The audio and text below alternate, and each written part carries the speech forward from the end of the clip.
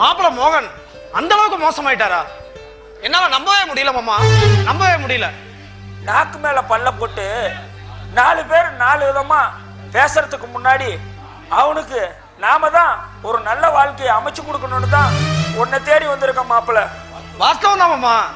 இந்த காலத்து பசங்க, அது காலேஜ் படிக்கிற பசங்கன்னா சொல்லவே தேவையில்லை மாமா. கொஞ்சம் அப்படி இப்படி இருக்கதான் செய்வாங்க, அதெல்லாம் சகஜம்தான் மாமா. மாமா இதெல்லாம் ஒரு வயசு கோளாறு. காலகாலத்துல அவன் என்ன செய்யணுமோ அதை செஞ்சு வச்சா, அதாவது என்ன சொல்ல வரேன்னா, கல்யாணத்தை பண்ணி வச்சா எல்லாம் சரியாயிருது. ஆமா, அதுக்கும் நீங்க என்ன பார்க்க வந்ததுக்கும் என்ன மாமா சம்பந்தம்?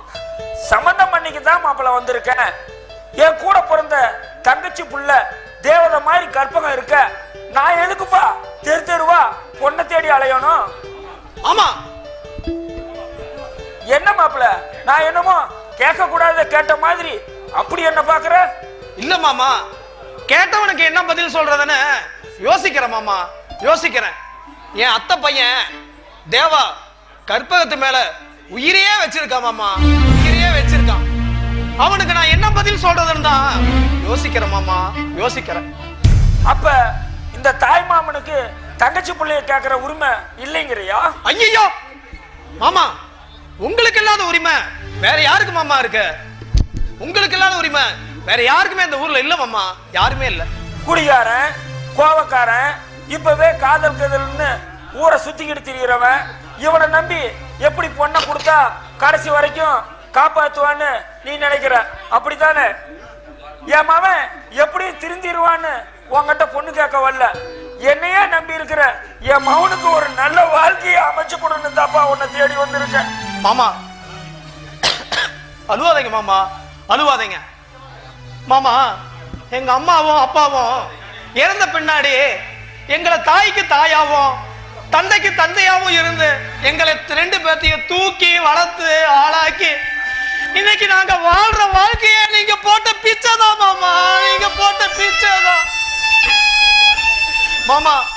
நீங்க கேட்டு அதை இல்லைன்னு சொல்ற தைரியம் எங்க 2 பேர்த்துக்குமே இல்ல மாமா, எங்க 2 பேர்த்துக்குமே இல்ல மாமா. நீங்க போட்ட கோட்டை நாங்க என்னைக்கு மாமா தாண்டி இருக்கோம், என்னைக்கு தாண்டி இருக்கோம் மாமா. இது வரைக்கும் நீங்க அழுது நாங்க பார்த்ததே இல்ல. நீங்க இனிமே எதுக்குமே கவலைப்பட்டு அழுகவே கூடாது. நீங்க ஆக வேண்டியது பாருங்க மாமா, நீங்க ஆசைப்பட்டது கண்டிப்பா நடக்கும். அப்புறம் என்ன மாப்பிள்ள, என் மருமகளே சொல்லிட்டா, இன்னைக்கே ஆக வேண்டிய காரியத்தை நான் பாக்குறேன். வரட்டும் மாமா. மாமா காஃபி சாப்பிட்டு போங்க. அதுக்கெல்லாம் எனக்கு எங்கம்மா நேரம், நான் வர்றேம்மா. என்னம்மா கற்பகம், இப்படி அவசரப்பட்டுட்டியம்மா, இப்படி அவசரப்பட்டுட்டியே? இல்லண்ணா மாமா, சின்ன பிள்ளையில இருந்து அவர் அழுது நான் பார்த்ததே இல்ல. நீ பார்த்திருக்கியா? அவர் எதுக்கோ அவ்வளவு சீக்கிரமா கலங்குற மனுஷன் இல்ல. நம்ம கிட்ட வந்து அவர் அழுது நிக்கும் போது அதை என்னால தாங்கிக்கவே முடியலண்ணா. ஆனா அவரு நமக்கு சின்ன வயசுல இருந்து எத்தனையோ உதவி செஞ்சிருக்காரு. அவருக்கு நம்மளால இந்த உதவியை தவிர வேற எந்த உதவியும் செய்ய முடியாது. இதை விட்டா வேற சந்தர்ப்பமும் கிடைக்காதுண்ணா. அதனாலதான் நான் இதுக்கு சரின்னு சொல்லிட்டேன். தப்புமா, தப்பு. உணர்ச்சி வசப்பட்டு எடுக்கிற எந்த முடிவும் சரியா அமைஞ்சதில்லை. பேசுறதுக்கு அப்புறம் வருத்தப்படுறதை விட நம்ம பேசுறதுக்கு முன்னாடி என்ன பேசுறோங்கிறத யோசிச்சு பேசணுமா, யோசிச்சு பேசணும். ஏன்னா இது உன்னோட வாழ்க்கை பிரச்சனைமா, இது உன்னோட வாழ்க்கை பிரச்சனை. அண்ணா வாழ்க்கையில வாழ்க்கை பிரச்சனையா வந்தாலும் அதை பத்தி நான் கவலைப்படுறது போறது கிடையாது. ஏன்னா தங்கச்சி பிள்ளைங்களை தான் பிள்ளைங்கள நினைச்சு வளர்த்தது நம்ம மாமா தான். அவரோட வீட்டுக்கு நான் மருமகளா போறத பெருமையா நினைக்கிறேன்னா.